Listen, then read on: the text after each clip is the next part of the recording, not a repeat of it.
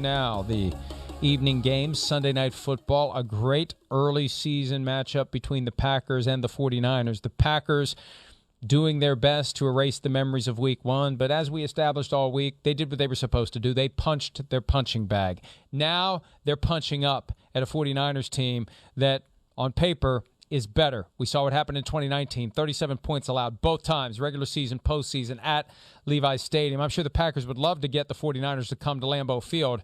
Not this time. Packers back in Santa Clara, Chris. 3.5-point underdogs are the Packers. The over-under is 50. You've already tipped your hand on this one multiple times this week on PFT Live. You like the 49ers. The question is, do you like them to cover? I do. I like them to cover, too. I do. I just, I don't imagine the Packers being able to run the football. That's the biggest thing there. I think this 49ers front seven is amazing. I really do. I think they're going to give Aaron Rodgers fits. They'll be able to get after him with just a four-man rush a lot, and they sprinkle in a creative blitz every now and then. The one thing I do worry about is the corners for the 49ers. That's definitely something to worry about. Will Rodgers and LaFleur be willing to just keep throwing it outside? Throw it outside, 10-yard out, 15-yard comeback, 20-yard out, 20-yard comeback. Fake the 10-yard out and up. If they can get a little rhythm doing that, I give them a fighting chance. I do. But ultimately, I just think the 49ers are too good. And then on the other side of the ball, the 49ers offense, Joe Barry's defense or the Packers, hey, there's some good there. There's just not enough great. And there's no Zadarius Smith. And I just think that the 49ers are going to be able to run the ball. I know the running back position's a little banged up, but I do expect that. And I do think this is the type of defense that Shanahan's going to be able to expose in the pass game to a degree as well. I just don't think it's a great matchup for the Packers. The 49ers are clearly more talented. And, hey, the only one thing I worry about with the 49ers offense, they have a right guard, number 60, Brunskill, who is a weak link. And I don't know why Aaron Banks, their second-round pick from the Notre Dame Fighting Irish, isn't out there. But he has popped to me a little in the first 2 weeks of being a little bit of a weak link. But I don't think the Packers got anybody there to really take advantage of it. I'm going 49ers 28-17. I've got 49ers 27-20. I think that 3.5-point spread is a little bit on the light side, frankly, for Sunday Night Football, especially when we have vivid memories of 37-9 and 37-20 the last two times the two teams played with the 49ers at full strength. The Packers won last year in San Francisco, but that was after injuries had ravaged the 49ers roster. Right.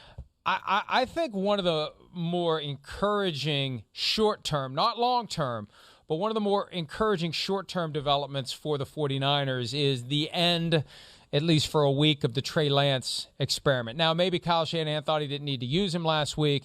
The way Jimmy Garoppolo spoke about it last week on KNBR, I got the impression he's not a fan of getting yanked off the field. He's not a fan of giving up the reins to Trey Lance throughout the game.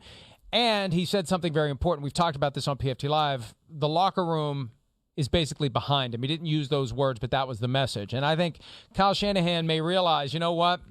We tried to do this. We tried to position it. We've tried to kind of will Trey Lance into taking over, and he hasn't done it.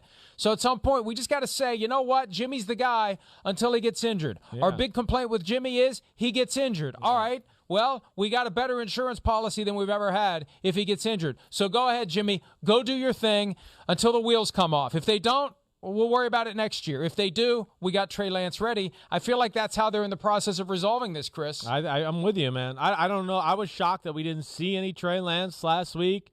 I don't know if it's more towards the angle you're talking about or if Shanahan just went, wait, this Eagles defense is really good and I don't want to put Trey Lance in a position to fail. I'm not sure exactly what it was, but I was really surprised by that. And I will, there never seemed to be clamoring for Trey Lance or anything from any. You can read between the lines, as we have many times in training camp. There never was like, oh, wow. There wasn't the same buzz of the 49ers coming out of training camp about their quarterback as compared to the Bears and what some of those players were saying about Justin Fields or what the Jets and Zach Wilson or Mac Jones. There was none of that. There's a reason for that. There's a reason for that, because I think it was choppy. So Yeah, and I'm sure Jimmy Garoppolo isn't happy about. Oh yeah, I'll drive us down the field, and yeah, Coach Shanahan, give Trey Lance the easy 4-yard touchdown pass. Sure, that's great. That makes me feel good. That's dicey. The players see that. They're not going to love that. So it is a dynamic or something to watch for sure.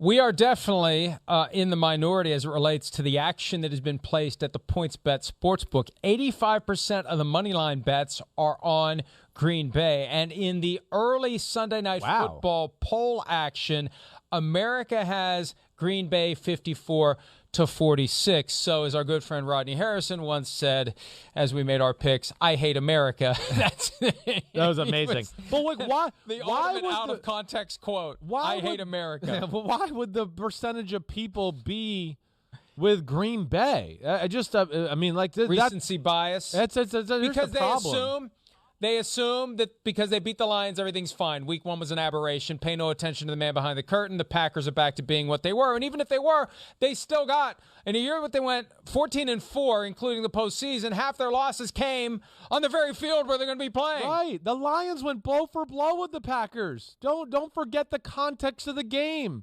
It was 21-17. The Lions drove right down the field. 21-17. Then they don't make it on the 4th and 1. Then the next series was the fumbled snap. So I don't feel good about Green Bay.